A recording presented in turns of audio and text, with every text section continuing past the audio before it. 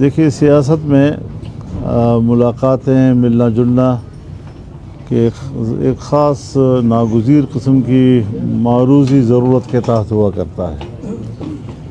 تو پہلے بھی اگر ملاقاتیں رہی ہیں، آنا جانا رہا ہے تو 26ویں آئینی ترمیم کے حوالے سے رہا ہے، اور اللہ تعالیٰ نے ہمیں اس مرحلے میں کامیابی عطا کی. ہر چند کے جمعیت علماء اسلام نے وہ جنگ اکیلے لڑی، لیکن پھر بھی اپوزیشن کی جماعتیں ہوں یا حکومت کی جماعتیں ہوں، ہم نے خالصتاً ایک سیاسی اور جمہوری اور پارلیمانی طریقہ کار کے ساتھ اس مرحلے کو عبور کیا اور کامیابی کے ساتھ عبور کیا.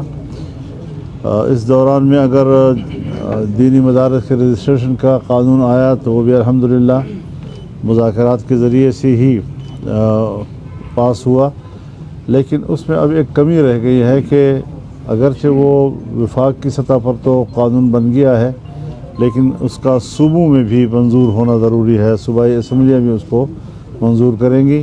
اس کے لیے تاخیری حربے استعمال ہو رہے ہیں. ان کو چاہیے تھا کہ فوری طور پر صوبوں میں اس کے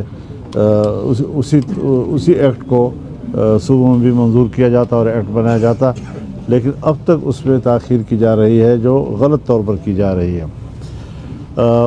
ہم یہ سوچتے ہیں کہ ہر مسئلہ تلخی کے ساتھ حل نہ ہو، بلکہ خوش اسلوبی کے ساتھ حل ہو، گفتگو اور مذاکرات کے ذریعے سے حل ہو، اور کسی ناخوشگوار ماحول کی طرف مسئلے کو نہ لے جایا جائے.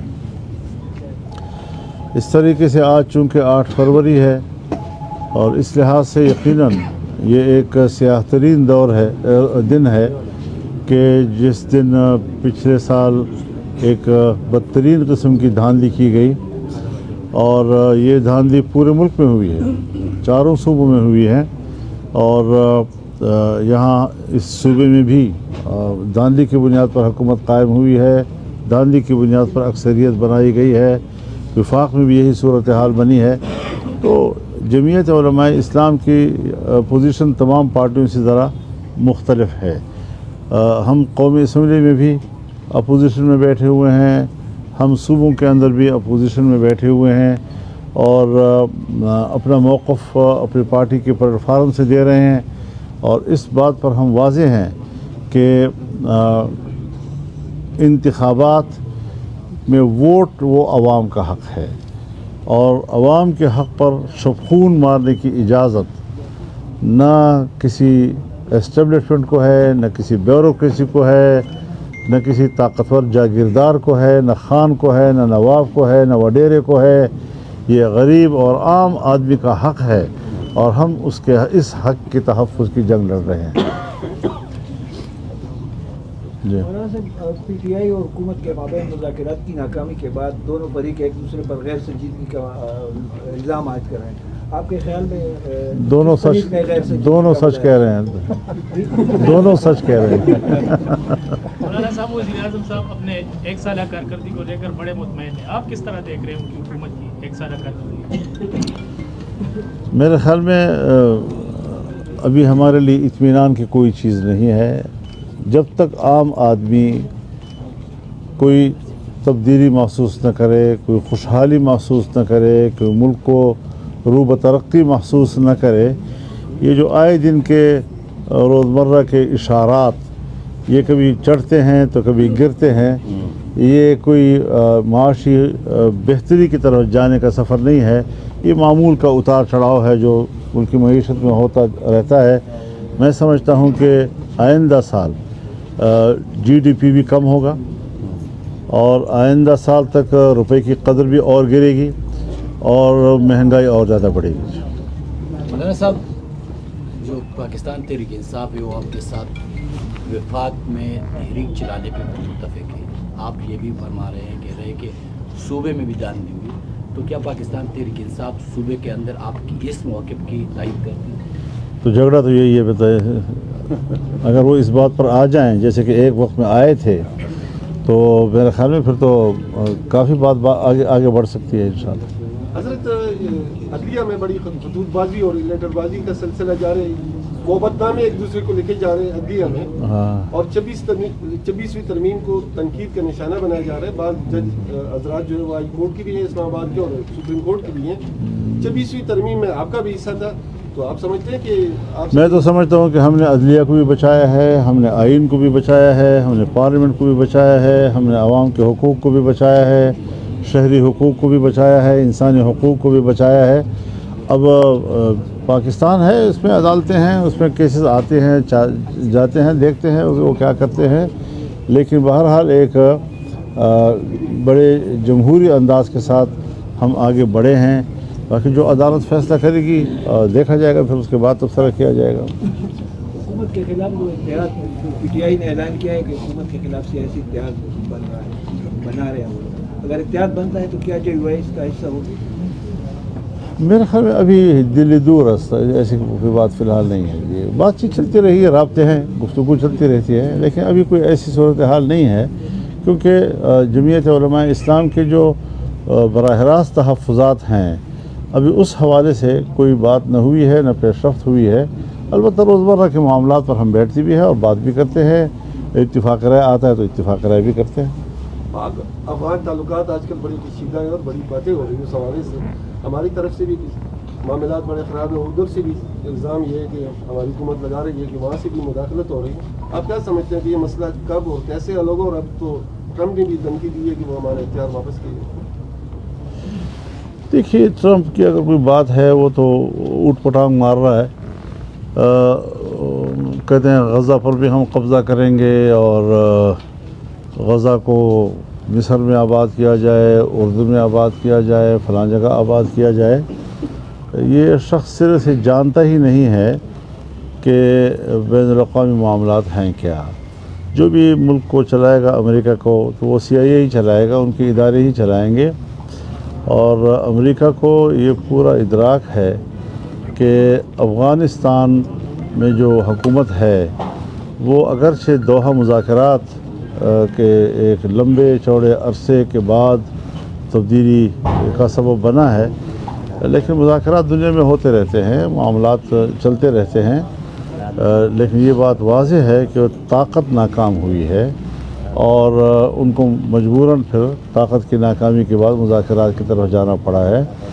بالکل اسی طریقے سے غزہ پر جو 15 مہینے جنگ رہی ہے، بمباری ہوئی ہے، اس پہ بھی اسرائیل جنگ ہار چکا ہے، اور اگر اس کی پشت پر امریکہ ہے تو جس طرح افغانستان میں شکست کھا چکا ہے تو وہاں فلسطین میں بھی شکست کھا چکا ہے۔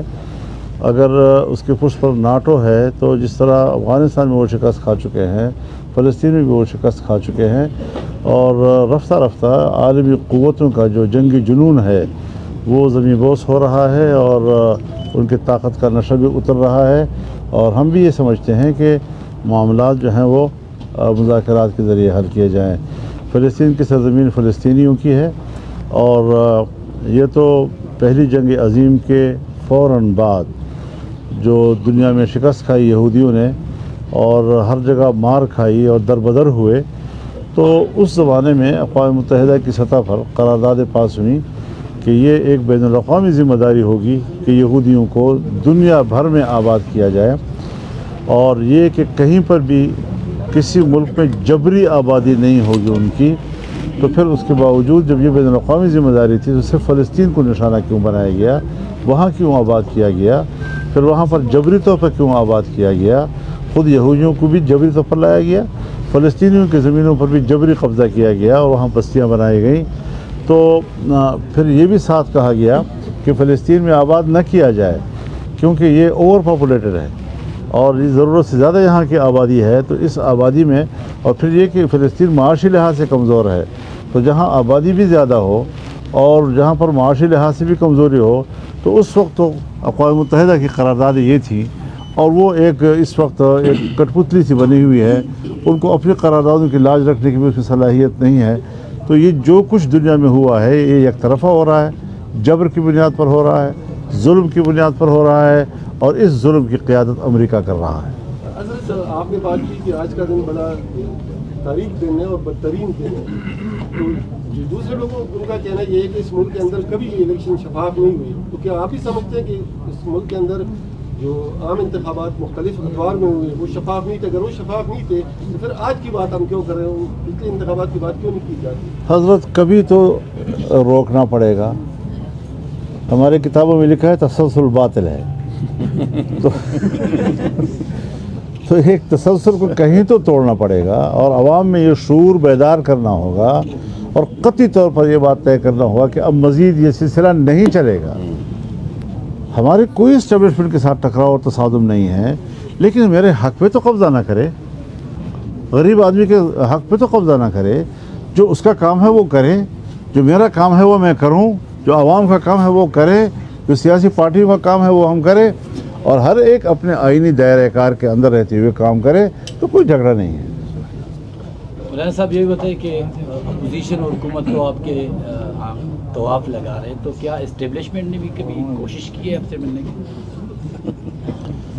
اسٹیبلشمنٹ کی کوشش نظر نہیں آتی. وہ غائبانہ ہوتی ہیں. آپ کی جانب سے عمران خان کی رہائی کی بات مطالبہ سامنے آیا تھا، عمران خان کی رہائی کا، تو کیا آپ نہیں سمجھتے ہیں کہ عمران خان بے گناہ ہے؟ مجھے گناہ ہے اور بے گناہی کا پتہ نہیں ہے. اس کا فیصلہ تو یا عدالت نے کرنا ہے یا جس طرح ان کا ایک دنیا میں نظام ہوتا ہے. میرے جو ان کے خلاف تحفظات تھے وہ ایسے نہیں ہیں کہ اس کی بنیاد پر ان کو فوراً گرفتار کر لیا جائے اور پھر یہ جو مقدمات ہیں، مقدمات کا اپنی بحث ہے، اپنا موضوع ہے، یہ الگ مستقل. میں کسی سیاستدان کو جیل میں قید کر کے ان کو مقابلہ نہیں کرنا چاہتا، اور اگر کوئی اختلاف ہے بھی تو ہم میدان میں کریں، آپس میں گفتگو کے ذریعے کریں، باہر کریں، لیکن سیاست میں شدت نہیں ہونی چاہیے. اس میں میں اعتراف کرتا ہوں کہ پی ٹی آئی اور جے یو آئی کا اختلاف میں ہم کچھ زیادہ شدت کی طرف چلے گئے تھے، زیادہ تلخیوں کی طرف چلے گئے تھے، اور ہم اب اس تعلق کو واپس ایک اعتدال پر لانے کے لیے کہ اختلاف رہے لیکن رویوں میں اعتدال رہے، اس طرف لانے میں کافی کامیاب ہوئے ہیں، اور میں یہ سفر جاری رکھنا چاہتا ہوں.